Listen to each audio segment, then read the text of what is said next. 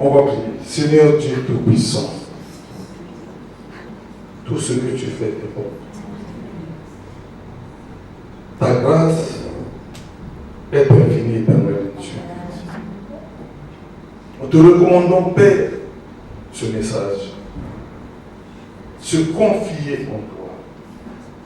Laisse que, Père de gloire, que tu nous accompagnes, Père de bonté, et que ce que nous aurons à dire, éternel, puisse devenir ton Église. Père, je vais t'humilier et je veux que tu croisses. Que ton Seigneur soit là. Que tu diriges, éternel, ce moment, tout ce message. Amen. Que tu diriges, éternel Dieu. Amen. Que ta grâce, Père, couvre nos vies. Amen. Tu es Dieu. Sois béni par ton nom. Je prie, je dis Amen. Amen. Tu peux t'asseoir.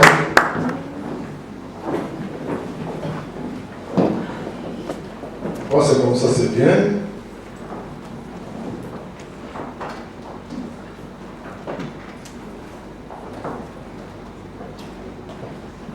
Se confier, c'est quelque chose qui n'est pas aisé. Se confier, ça demande beaucoup de concentration. Se confier demande qu'on puisse s'abandonner soi-même, parce qu'on se confie à un pilote d'avion qui va prendre le vol et on se dit, moi je prends l'avion parce que je sais pourquoi on parle de l'avion. Donc se confier à l'inconnu, se confier à quelque chose qui n'est pas rationnel, se confier à quelque chose d'irrationnel qui est Dieu. On se dit que nous maintenant, moi je veux que mathématiquement je puisse comprendre la chose. Se confier, donner sa vie parfois auprès des serviteurs de Dieu qui sont là pour pouvoir nous accompagner dans l'œuvre de Dieu. C'est se confier. Et cela demande beaucoup de nous. Si Dieu réellement ne te touche pas le cœur, il est difficile que tu puisses te confier. Est-ce que quelqu'un est avec moi? Amen. Donc aujourd'hui, je voudrais enseigner sur se confier, même si les textes sont restés là-bas, mais la tête est là pour pouvoir vous parler de comment se confier en fait. Si on n'arrive pas réellement à se confier dans notre vie spirituelle, nous aurions des problèmes. Se confier, mais se confier à qui? Et c'est ce que nous allons, n'est-ce pas, essayer d'apprendre ensemble, de voir comment on peut se confier, soit à Dieu, soit aux hommes, et quels sont même les risques de se confier. On parle de se confier, mais il y a aussi des risques quand il n'y en a pas. Comment se confier? Avec qui devrions-nous nous confier? Parce qu'on ne se confie pas seulement parce qu'on veut se confier, mais se confier demande une grande ou une vraie maturité. Quelqu'un avec moi là? Amen. Je vais prendre le texte de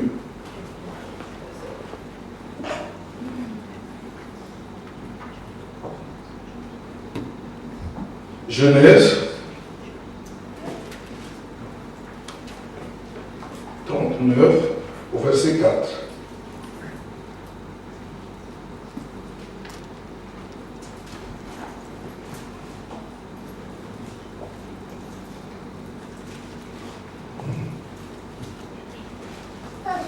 Oui, tu peux lire si tu peux, madame. Je veux que tu lises ta version là. Qu'est-ce qu'elle dit? Monsieur le s'il vous plaît.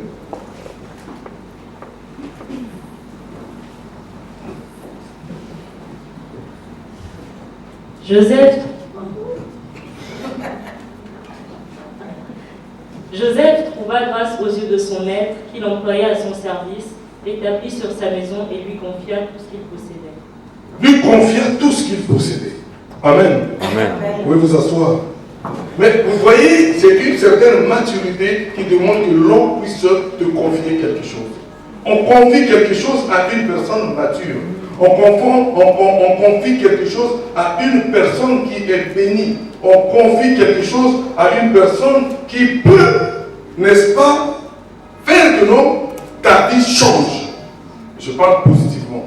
Quelqu'un avec moi là? Amen. La Bible dit que non, Potiphar est allé acheter Un homme pour qui est un esclave, c'est-à-dire que lui, une bête de sang, il est allé le chercher, il l'a amené. Il dit que non, toi, tu vas maintenant être là à mon service. Et il travaillait, il faisait tout dans la maison. Mais la Bible dit ici que lui, il lui a confié maintenant. Pourquoi il lui confie? Il lui confie parce qu'il y a la confiance.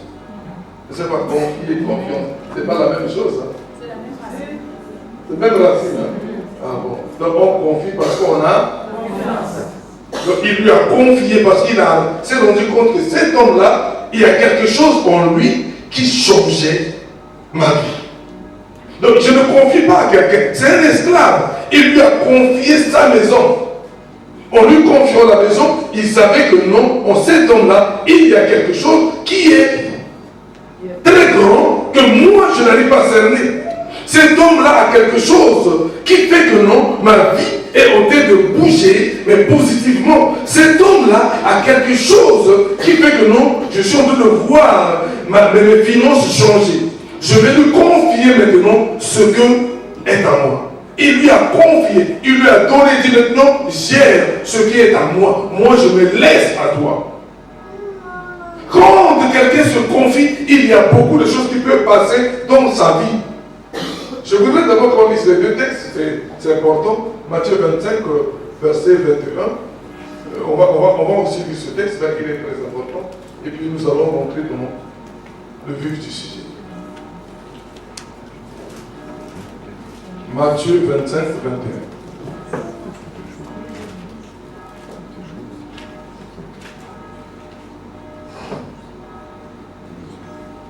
Son maître lui dit, c'est bien, bon et fidèle serviteur, tu as été fidèle en peu de choses, je te confierai beaucoup, entre dans la joie de ton maître.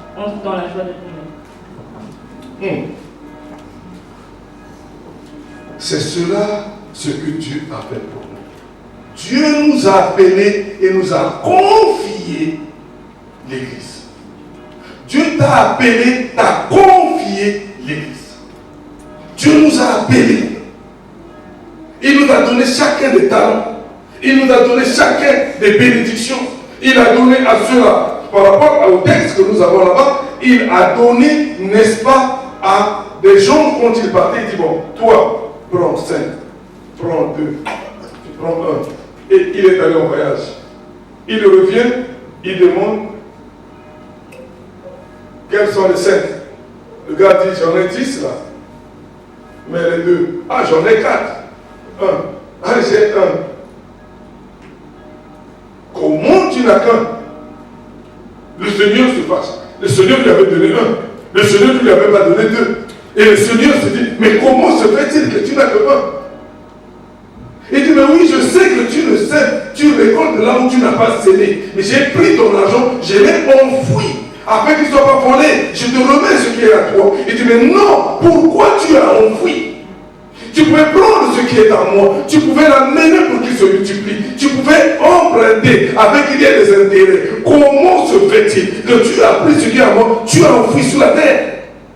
Dieu nous confie quelque chose, Dieu nous confie un don, Dieu nous confie une grâce.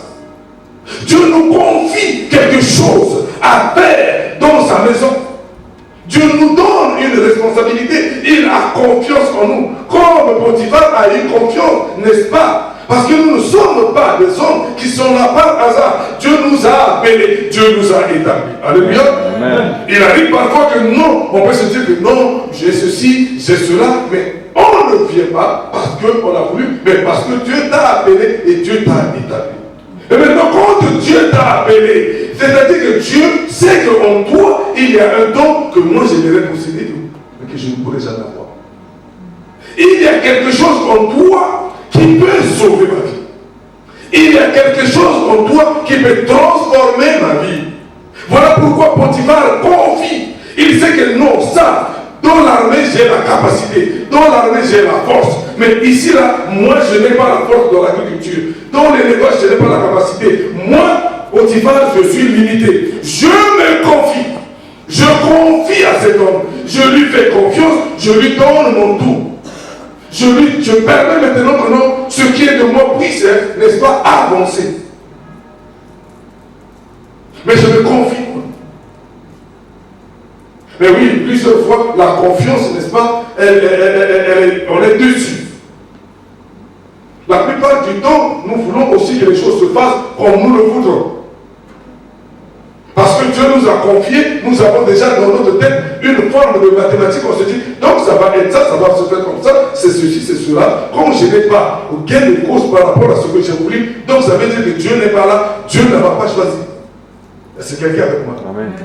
Pourquoi Dieu a-t-il fait cela? J'aurais voulu qu'il fasse ceci. Et puisque Dieu n'arrive pas à faire, vous savez, la Bible nous parle, n'est-ce pas, de Jacob. Jacob, lui, il a usurpé la bénédiction de son frère. Il a fui. Et il arrive, que quand il est fatigué, il prend une pierre, il pose, il dort. La Bible dit que non, il y a eu une vision. Et dans la vision que Jacob a, qu'est-ce qui se passe? Il se passe que non, les anges montaient et les anges descendaient. Et Jacob fait un vœu. Jacob fait un vœu. Qu'est-ce qu'il dit? Quelqu'un connaît le vœu de Jacob? Qu'est-ce qu'il dit dans son vœu? Merci, donc. Qu'est-ce qu'il dit? Oui, mais c'est quand même. Je veux voir ton niveau de lecture biblique. Qu'est-ce qu'il dit?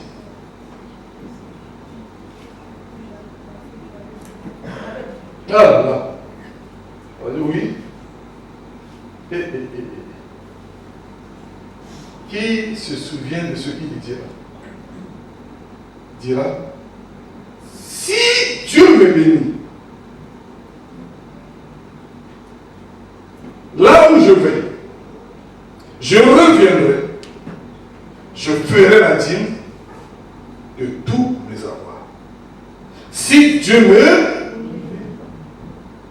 Vous savez, il y a des prières comme ça que nous avons l'habitude de faire. Nous croyons que nous avons à exiger de Dieu quelque chose. Nous disons que si Dieu peut faire cela, voilà ce qui va arriver dans ma vie. Si Dieu ne fait pas cela, moi je ne peux rien. Il y a beaucoup de prières qui sont faites ainsi, mais la plupart du temps, nous ne lisons pas la fin de Jacob. Quand nous lisons la fin de Jacob, c'est à ce moment-là que nous nous disons, est-ce que ça valait le coup de prier ainsi?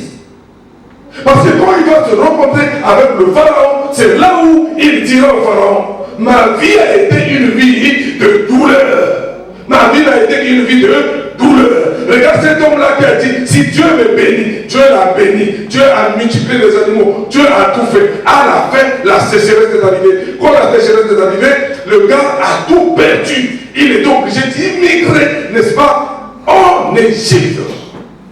Il avait dit, si Dieu me bénit, Dieu, il a vu. Et il est allé voir à la rencontre de son frère. Il dit, je vais te donner une partie de mes biens. Son frère lui dit, attends, pourquoi? C'est à cause de la bénédiction. Mais je suis plus riche que toi. J'ai plus que toi. Non, garde-le pour toi. Ça, c'est ce que tu as laissé pour les serviteurs. Pas pour moi, je suis trop grand. Bien aimé, Dieu nous confie quelque chose.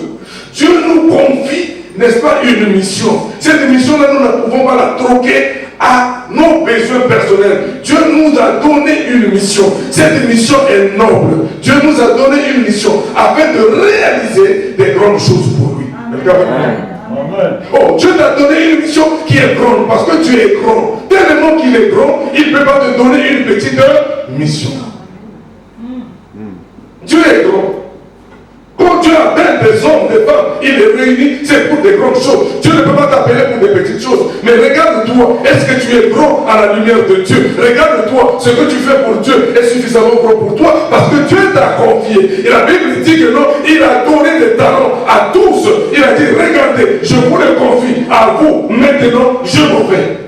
Et nous avons des talents comme ça en nous. Et nous allons justifier les talents. Je n'utilise pas parce que la sœur est telle, je n'aime pas. Parce que le frère est tel, m'énerve. Parce que le pasteur, il fait ceci. Non, bien aimé. Ce que Dieu a mis en toi, tu dois l'utiliser. Amen. C'est une bénédiction pour toi. Regarde, quand de mon frère, ce ce que Dieu a fait avec toi, vient la douleur, vient les lamentations, vient beaucoup de choses. Tu sais pourquoi? Parce que Dieu veut que tu retournes ta face et que tu le regardes. Et parfois tout se bloque. Parfois tu es là, c'est la rébellion dans la maison. Ah, la femme devient rebelle, les enfants deviennent rebelles. Mais tu ne sais pas que non, tu es en train de dire, fléchis tes genoux, fléchis tes genoux. La situation qui est en train de monter, prendre des proportions. Tu es en train d'endurcir, lui aussi est en train de te regarder. Et regarder, il est le Dieu, le souverain de toutes choses. C'est toi. Vous savez, Dieu va te faire agir. Tu vas fléchir les choses. Tu as beau vouloir ce que tu veux. Si Dieu dit maintenant, moi le Seigneur, je me lève, tu vas fléchir les genoux. Moi je sais quelque chose de cela. Amen. Amen.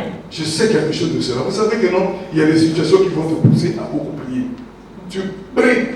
Tu te dis, mais c'est bien, pourquoi ça? Tu pries, tu commences à connaître les principes de Dieu. Tu pries, tu te dis que non, la Bible dit quoi? Tu cherches pour cette situation-là, ça veut dire quoi? Tu pries, tu appliques, tu pries, tu appliques, parce que la situation est Dieu en train de te faire grandir. Est-ce que quelqu'un avec moi? Amen.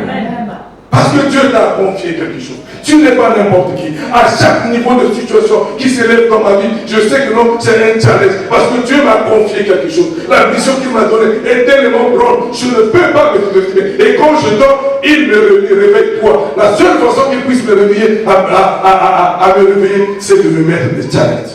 Amen. Tu regardes, tu te dis, mais c'est quoi encore pour moi?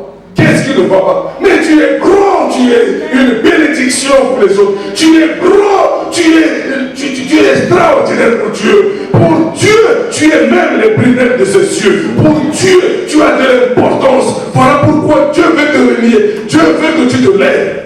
Amen. Est-ce qu'avec moi là? Alléluia. Je t'ai confié tes talents. Je t'ai confié ceci. Va. La Bible dit que non, celui-là a multiplié. Dieu veut la multiplication. Regarde ce que Dieu fait avec nous. C'est extraordinaire. Ce texte-là essaie de méditer vraiment profondément chez toi. Regarde ce que la Bible dit. Dieu a donné. Il est parti. Son direction, son directive. Il donne, il s'en va. Dieu t'a donné le talent.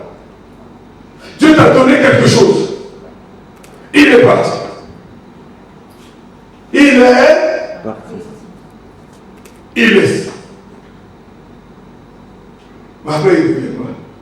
Quand il revient, il dit, je t'ai donné ça, tu as fait quoi? Je t'ai donné ça, tu as fait quoi? C'est de ta réponse que dépend ta vie. C'est-à-dire que tu travailles tu crois travailler pour lui, mais tu ne travailles pas pour lui. Regarde ce qui se passe.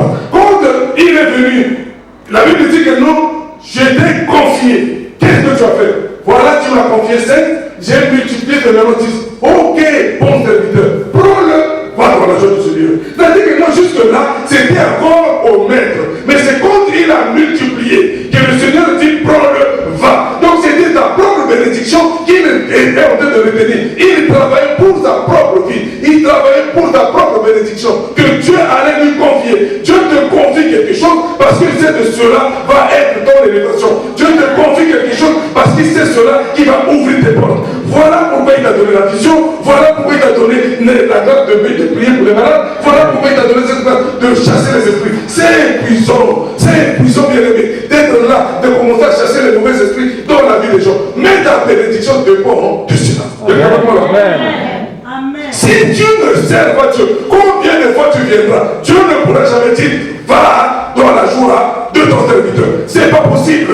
Parce que même si tu es aussi dans l'église, tu comprends, tu ne fais que le même ministère. Tu es là, 56 ans, tu ne fais que chanter. Ça veut dire qu'il y a un problème bien aimé. Parce que Dieu doit multiplier et te dire, va dans la joie de ton serviteur. Donc jamais quelqu'un ne peut posséder. Il faut travailler pour que les choses se multiplient dans notre vie. Amen. Oh, je ne sais pas si quelqu'un me comprend. Alléluia. Nous sommes bloqués. Nous disons que nous servons Dieu, mais nous le servons comment? Dieu bénit ceux qui le servent. Voilà pourquoi je n'aime pas prendre la responsabilité des gens. Quand tout le monde vient dans l'église, je dis, ici là, on permet à tout le monde de travailler. Parce que je sais que ta bénédiction dépend de ton travail. La bénédiction que Dieu va te donner, ce n'est pas en étant assis. Mais c'est en te donnant, en travaillant. L'adoration, c'est bien. Mais la bénédiction que Dieu répond, c'est dans le travail que tu fais avec lui. Et regarde, tu es arrivé à un niveau, tu as travaillé et Dieu t'a béni à un niveau. Oui ou non? Parce que tu as fait cela, tu as chanté Dieu. Prenons l'exemple de cela. Tu as chanté Dieu, Dieu a ouvert la porte à un niveau. Tu t'arrêtes là, ça ne bouge plus. Parce que toi aussi, au niveau spirituel, tu n'as pas travaillé plus. C'est quand tu commences à changer aussi une autre dimension, à aller un peu plus haut, que Dieu aussi va commencer à multiplier d'autres choses. Mais il y a des principes que les gens ne comprennent pas. Ils s'assiedent sur les choses. Et regarde, quand on s'assied sur les acquis, on commence à se dégrader. On commence à se détériorer. Parce que Dieu ne vous confie pas quelque chose pour que ça soit statique. Quelqu'un avec moi? Amen. Quand Dieu te confie, oh bien aimé, je vais vous citer, peut-être un jour je vous donnerai les références bibliques, parce que je n'ai pas tout dans la tête. Quand Dieu te confie quelque chose, cela est accompagné de la protection. Quand tu commences à exercer ce que Dieu t'a donné, cela est accompagné de ta protection. Quelqu'un veut moi? Et c'est-à-dire que non, tu le fais, c'est pour toi-même. Quand Dieu te confie quelque chose, il renouvelle tes forces. Amen. Amen. Il te renouvelle. Moi, je donne mon âge et je regarde mes amis. Je dis, mais comment ils font? C'est des gens aussi qui ne fument pas, qui sont machin, mais qu'est-ce qui ne va pas? Parce que Dieu me renouvelle moi. Parce que je le sais. Celui qui se confie en l'éternel, Dieu renouvelle ses forces, il devient comme l'aigle. Celui qui se confie en l'éternel, c'est parce qu'on se confie, on travaille pour Dieu, que Dieu commence à renouveler ta force physique, ta force intellectuelle, tout. Dieu renouvelle ta santé. Amen. Est-ce que quelqu'un avec moi? Amen. C'est parce que quelqu'un se confie. Quand on se confie, je vous ai parlé de la confiance que Dieu te donne. En te donnant cette confiance, tu commences à le servir. Quand tu le sers, Dieu commence à voir ta santé. Dieu, bien aimé, je vous dis franchement, Amen. je vous donne une clé. Tu es malade, sers Dieu. Ne cherche pas, tu vas dire, bon, on va prier pour moi, on va prier. Et quand tu commences à servir Dieu là, tu vas voir que beaucoup de choses commencent à te libérer. Amen. Tu es dans la pauvreté, commence à servir Dieu. Amen. Je te dis quelqu'un qui sert Dieu. Il est hors. La Bible dit ceci. La Bible dit que non, il est mis à. Il est mis à. Part. Les serviteurs de Dieu sont des mis à part. C'est-à-dire, si tu es mis à part, tu n'es pas le commun des autres, tu es différent des autres. Et c'est-à-dire que ce qui arrive, tu as une grâce. C'est ce que la Bible dit. Ceux qui se confient en Dieu, ils ont la grâce de Dieu. Amen. Oh, la grâce. La Bible dit ceux qui se confient en Dieu sont heureux. Amen. Tu vois le bonheur, regarde. Quelqu'un va avoir des millions, des milliards. Comment? S'il n'a pas Dieu, il n'a pas la joie. Oui ou non? Oui. Amen. C'est ça même. Il a l'argent, il a tout. Parfois je suis confus. Je rencontre des gens qui, dans leur compte bancaire, ils sont plus mieux que moi. Ils devaient être dans une joie immense. Mais ils n'ont jamais la joie. Leur maison n'a pas la joie. C'est des troubles. C'est des troubles. C'est des pressions. Mais j'ai la joie. J'arrive sur moi. C'est mes enfants qui sautent sur moi. Papa! Papa! Oui, ça va, oui. C'est les enfants qui disent, mais attends, l'ancien, mais c'est quoi? Je dis oui, l'ancien. Il y a la joie.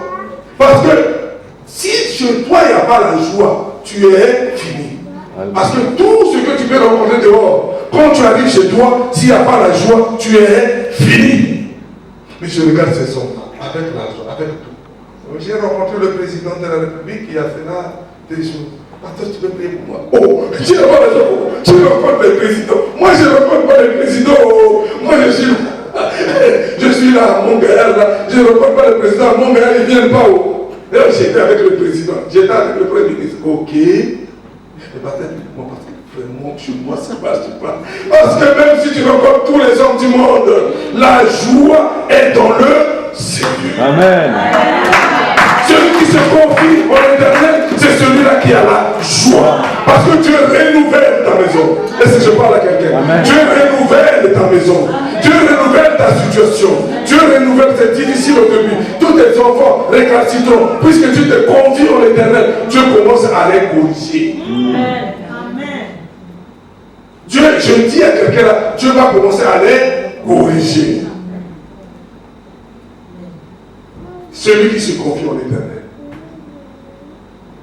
Celui qui se confie en l'Éternel, la Bible dit, demeure sous l'ombre de l'Éternel. Et ça dit que parce que tu te confies en lui, il est là, jamais les puissances des ténèbres pourront te faire du mal. Je disais dimanche passé, quand on était au culte d'action de grâce, d'action de grâce, je disais, mais pourquoi les gens doivent-ils, je disais tout simplement, si tu es dans le Seigneur, ils te feront toujours la guerre. Ils te feront toujours la guerre. Ça, ils vont même multiplier. Ils vont amplifier. Ils vont multiplier par 100, par 1000 les attaques. On ne peut pas empêcher aux gens de t'attaquer. Mais la seule chose, dans Jérémie 1, 19, la Bible dit, ils te feront la guerre, mais ils ne te vaincront pas. Amen. Ils te vaincront pas. Parce que quoi? Tu as l'Éternel avec toi. Quelqu'un qui a Dieu avec lui, il a l'assurance. Quelqu'un qui a Dieu avec lui, il n'a pas peur. Il ne va pas trouver sa paix dans la drogue. Il va trouver sa paix dans le Seigneur. Il ne va pas trouver sa paix dans la boisson. Il va trouver sa joie dans le Seigneur. Et il va t'enivrer dans l'onction du Saint-Esprit. Je ne sais pas si quelqu'un a déjà été ivre du Saint-Esprit. Oui. Quand tu es ivre du Saint-Esprit, je te dis, tu es vraiment ivre. Est-ce que quelqu'un comprend ce que je dis? Tu es vraiment ivre. Une fois, je l'étais, et je n'ai plus jamais prié comme ça, mais j'étais à l'église de Viviani. Donc j'étais comme ça, on me tenait, j'étais ivre. Mais quand je faisais ça, les gens tombaient d'ici. Parce que l'onction était tellement forte. Quand je faisais comme ça, les gens tombaient par là. Et moi, j'étais sous du Saint-Esprit. C'est une expérience que j'ai vécue dans ma vie. Je dis, waouh, mais c'est vraiment les hic. Hein? Oui. C'est comme si tu es vraiment sous. Tu es là, tu regardes tout le monde, tu les regardes parfois. Tu es un, tu deviens trois, tu deviens un. Et quand tu pries comme ça, ça veut dire que non, Dieu commence à montrer l'état d'âme des gens. Tu regardes la personne comme ça, tu regardes la vieillesse sortir, la personne normale. Tu te dis, mais c'est pas possible. Je vois quoi là? Mais tu es en train de voir la possession des hommes. Tu es ivre du Saint-Esprit. Je veux que tu sois ivre du Saint-Esprit. Amen. On n'a pas besoin que tu sois ivre de la boisson. Parce que tu crois trouver la paix là-bas. Non, la paix est dans le Seigneur. Mais c'est celui qui se confie en l'Éternel. Quand tu te confies en l'Éternel, les choses changent dans ta vie. Quelqu'un veut moi là? Alléluia. Qu'est-ce que tu ne veux pas et que tu ne peux pas posséder avec Dieu?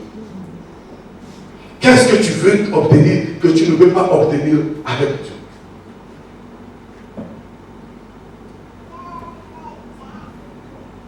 Dieu guérit les morts. Il ressuscite les morts. Tu n'as pas besoin de faire des manchona. Dieu guérit. Il guérit lui-même. Dieu guérit lui-même. La Bible dit que non, c'est même pas la Bible. Renard Bonquet prêchait au Cameroun. Il prêchait. Il prêchait. La femme d'un pasteur, son mari est mort par accident. C'est des gens qui se confient en Dieu. L'homme a fait quoi? Mort par un accident. On l'a pris. On a mis des formats, vous appelez ça format, hein? On a mis dans le corps, on embaumé la personne, on a mis dans la chambre froide, on embaumé la personne est devenue. Chez nous, on dit ma crème. Le poisson s'allicitant dans les gens de ma tribu, ils aiment beaucoup la soupe. Vous appelez ça quoi déjà? La saumure. La saumure, c'est ça. C'est salé là. Donc on a pris le gars, on lui a rempli des choses, on l'a mis dans la chambre froide. Bon, toi tu attends le jour. Ta femme me dit, mon mari n'est pas Je vais avec lui. Ah, toi aussi. Ah, toi aussi, il est mort, il est mort. Même s'il n'est pas mort parce qu'il était mort, mais tout ce qu'on a mis en lui l'a tué. Nous, Dieu nous avait dit qu'il quitte la ville, qu'il aille dans ce village pour bâtir l'œuvre de Dieu. Nous nous confions à un Dieu vivant. Puisque vous les pasteurs de ce village, vous ne voulez pas prier pour mon mari, je prends mon mari. Fais la décharge, elle fait la décharge. Elle prend la dépouille de son mari dans la voiture. Allez, on est parti. On arrive, les gens qui étaient de service, là, mon mari n'est pas mort. C'est mon frère mort. Ça même, Il est resté au moins 3 jours dans le congélateur. Regarde comment il est. Il n'est pas mort. Qui se confie à l'Éternel. On a pris le mari, on l'a mené dans la chambre de chaudière où on prie beaucoup, on l'a laissé. Et l'homme de Dieu, Renard Bonquet, était dans la salle en train de prêcher. Il est en train de prêcher, c'est pas que non, il y a un mois là-bas. Et il déclare, si tu crois en Jésus-Christ, même mort, tu vas ressusciter. Là où il y avait le mort. Je te dis, tous les gens qui étaient en train d'intercéder pour qu'il ressuscite là. Et il priait pourquoi? Dis-moi, il priait pourquoi? Pour qu'il ressuscite là. Mais quand il a fait ça, tout le monde, chez nous, on dit, tout le monde, regarde, il n'a pas fait.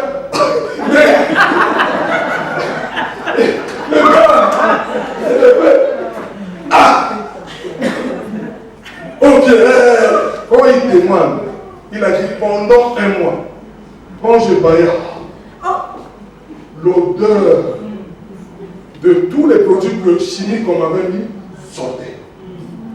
Il était mort une semaine. Mais Jésus-Christ est la vie. Amen. Et la résurrection. Amen. On a prêché là-bas. On ne parlait même pas à lui. Mais on a dit c'est le mot. Si tu crois en Jésus, même si tu es mort, tu vas ressusciter. Lui, il était mort. Il avait cru en Jésus. Sa femme avait confiance en Jésus. Puisque sa femme et lui forment un seul corps, elle croyait que son mari était vivant et la vie est venue dans son mari. Amen. Tu te confies en qui? Il y a des gens qui se confient à des gens qui détruisent leur vie. Est-ce que quelqu'un va demander? Tu te confies en qui? Les gens qui sont chrétiens se confient à des gens qui ne sont pas chrétiens. Ah, dans mon couple, ça ne marche pas. Mon mari, vraiment, ça ne marche pas. Est-ce qu'il est chrétien? Non. Ah oui, ton mari, là, il faut le dissocier. Qu'est-ce qu'il montre? Mais parce que tu crois que non, il t'aime. Non, il aime ton mari aussi. Il veut seulement que tu libères. Libère, c'est le mot. Libère. Lui va revenir là calmement. Après, je dis, hé, mettez-moi mal. Oh, mais tu l'avais laissé, non?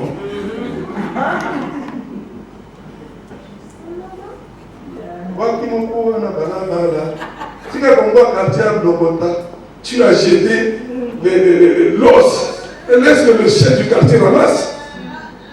Tu commences à regarder le chef du quartier. Pourquoi? Pourquoi non? Est-ce que quelqu'un a fait pour moi? Amen. La plupart du temps, sa femme n'est pas belle quand elle est à la maison. C'est quoi elle quitte la maison? Que ta femme devienne très belle. Et là aussi, elle va tout faire pour qu'elle soit belle. Et là, elle va tout faire pour que tu puisses avoir un cœur qui bouge. Ton mari que tu vois là dans une église, il n'est pas beau. Mais quand tu parles, le gars, il se souvient qu'il repassait les chemises. Il repassait, il mettait en filage. Maintenant, le gars, il commence à marcher, tu vois là-bas, tu dis, hé, ce n'est que lui. C'est lui, oui, c'est vraiment lui.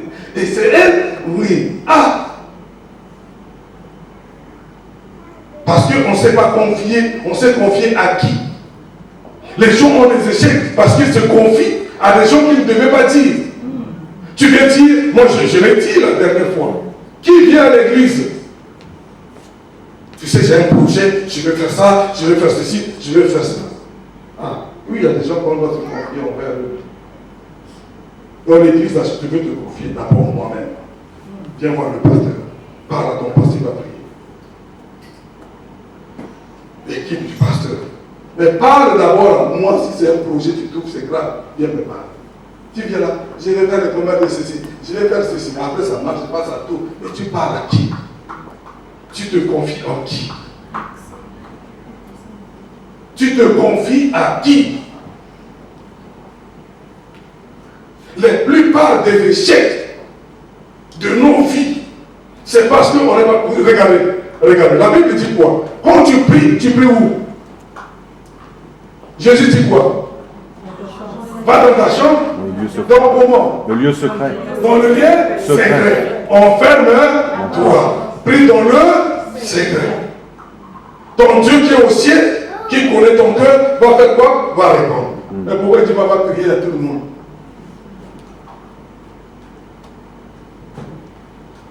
Dans le secret. Il y a des gens qui aiment quand tu rompes. Vous savez qui rompt? C'est le serpent. Quand tu rompes, c'est bien. Quand tu es debout, pourquoi il est debout? Pourquoi il marche? Et puis tu demandes pourquoi il ne veut pas que tu marches. On ne sait pas pourquoi. C'est comme ça parce que les pharisiens, on ne peut pas les changer. C'est des gens qui sont ainsi, ils demeureront ainsi. Ils sont faits pour faire du mal, vouloir le mal. Ils sont jaloux de la réussite des autres. Pourquoi? On ne sait pas. Voilà pourquoi le Seigneur dit dans le secret. Prie dans le secret. Ce Dieu qui écoute dans le secret te répondra dans le secret. Amen. Vous savez, bien aimé, se confier, c'est quelque chose d'important. Regarde un arbre.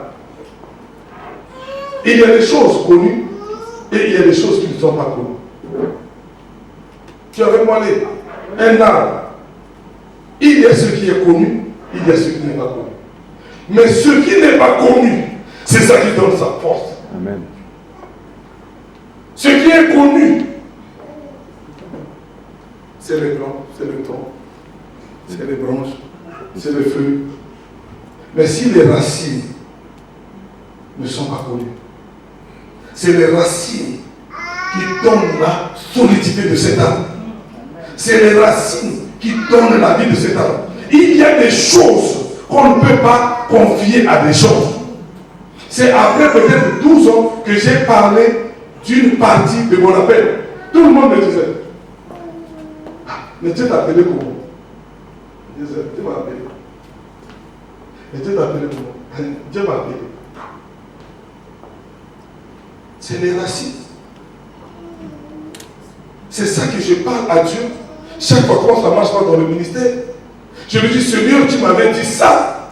Qu'est-ce qui ne va pas maintenant? Pourquoi je ne vois pas cela? Mais ça, je ne peux pas le dire à quelqu'un. Je dis bien quelqu'un. Donc ma femme fait partie de quelqu'un. Ça fait partie de moi. Mon intimité avec Dieu. On ne se confie pas n'importe comment, bien aimé. La plupart des échecs, c'est se confier. Voilà pourquoi je parlais, on se confie à Dieu parce qu'on est renouvelé de sa force. On se confie à Dieu parce qu'il y a la grâce de Dieu qui vient. On se confie en Dieu parce qu'on aura la joie. Mais faites attention à qui on se confie. La plupart des échecs, c'est d'avoir fait confiance en une personne.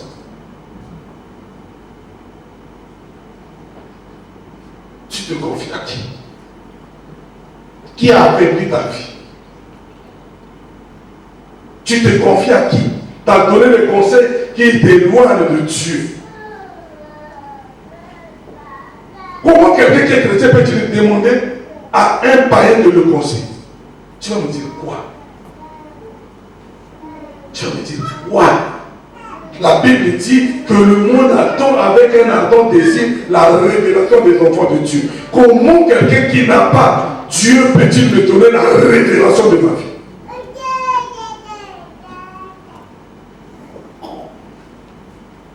Bien aimé, tu te confies à qui? Je veux que tu fasses cet exercice sur toi. Tout ce que tu n'avais pas dit, que tu as fait,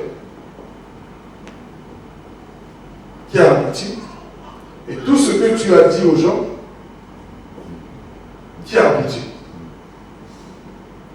Fais les statistiques toi-même. Prends le temps, dis aux gens. Vous savez, il y a... Regarde, ce n'est pas parfois forcément parce que la personne est une méchante sorcière ou quoi. Non. Il y a des choses qui finissent, que leur puissance finisse le fait d'être dévoilée. Il y a des choses, c'est-à-dire le fait de le dire, la puissance de la chose s'estompe.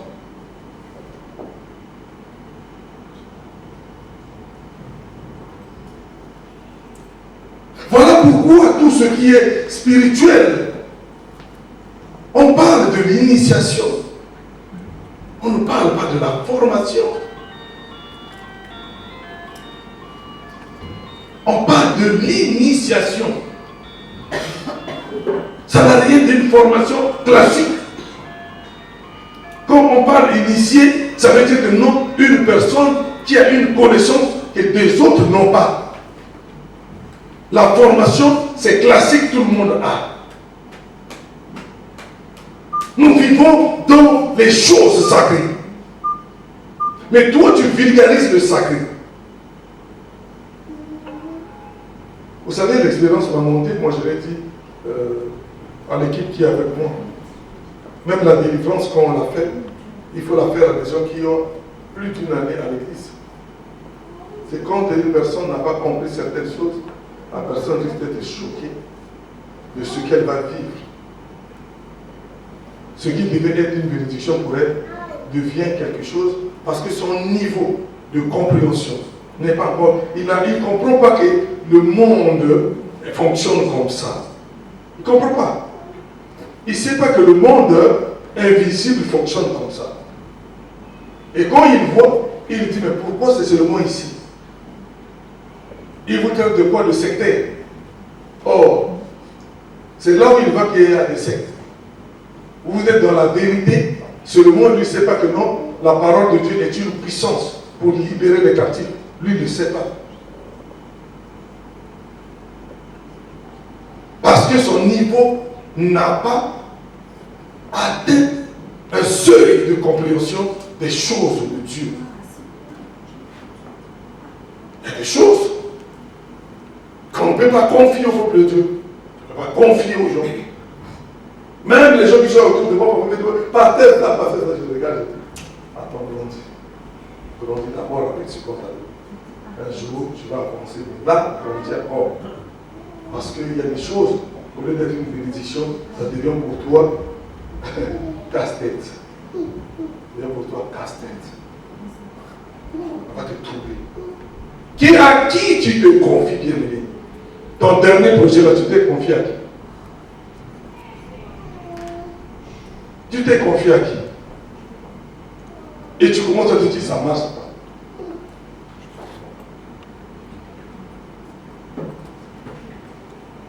Nous brisons toutes ces alliances que tu as contractées par ta bouche.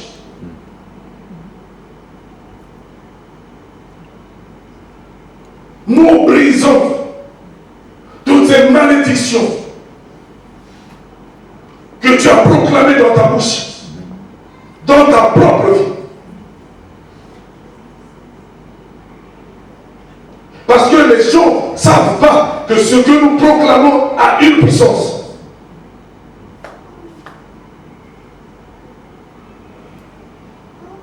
Le monde est créé par la bouche. Le monde est créé. Dieu n'a pas fait ça.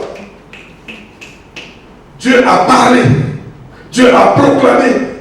Donc quand on se confie, on parle quoi? On se confie en quoi? On proclame quoi? Déjà, moi qui n'avais pas de message en fait, il faut se confier en Dieu. Il faut se confier en Dieu. Il va donner le message. Il faut se confier en Dieu. Bien-aimés, confions-nous en l'Éternel, notre Dieu. Si nous nous confions en l'Éternel, nous aurons les victoires. Amen. À un moment, on a l'impression que Dieu n'est pas là.